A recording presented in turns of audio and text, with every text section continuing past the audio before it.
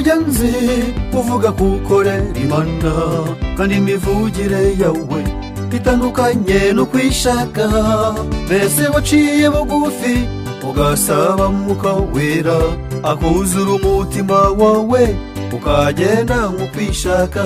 Nitugerayo mw'ijuru tuzaramukanya twese, tuzicara twiruhutse kuko dutsinze Satani, tuzabonayo n'abacu twaburiye muri iyi si. Nshuti yanjye witegure tuzabane mu bwami bwe. Nitugerayo mw'ijuru tuzaramukanya twese, tuzicara twiruhutse kuko dutsinze Satani, tuzabonayo n'abacu twaburiye muri iyi si. Nshuti yanjye witegure tuzabane mu bwami bwe.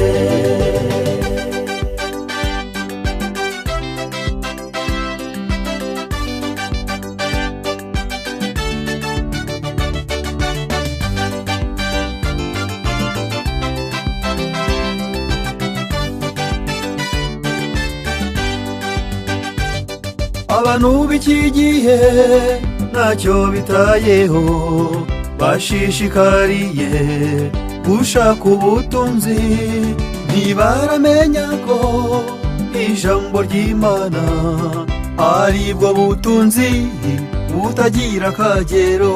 Nitugerayo mw'ijuru tuzaramukanya twese, tuzicara twiruhutse kuko dutsinze Satani, tuzabonayo n'abacu twaburiye muri iyi si.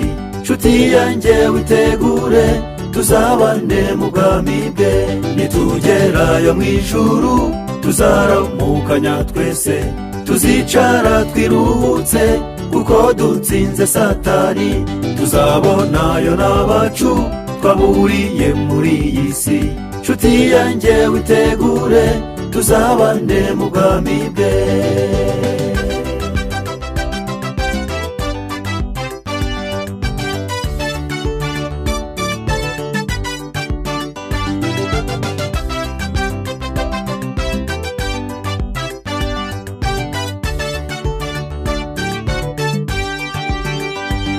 Adamu yararemwe maze aracumura, niyo mpamvu twese turi abanyabyaha. Ariko dushimire Imana yo mw'ijuru, yaduhaye umwana wayaraducungura.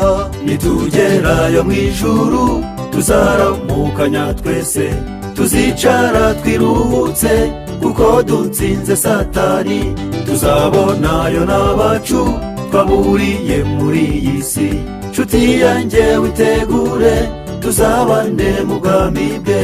Nitugerayo mw'ijuru tuzaramukanya twese, tuzicara twiruhutse kuko dutsinze Satani, tuzabonayo n'abacu twaburiye muri iyi si. Nshuti yanjye witegure tuzabane mu bwami bwe. Nshuti yanjye witegure tuzabane mu bwami bwe. Nshuti yanjye witegure tuzabane mu bwami bwe. Nitugerayo mw'ijuru tuzaramukanya twese, tuzicara twiruhutse kuko dutsinze Satani, tuzabonayo n'abacu twaburiye muri iyi si. Nshuti yanjye witegure tuzabane mu bwami bwe.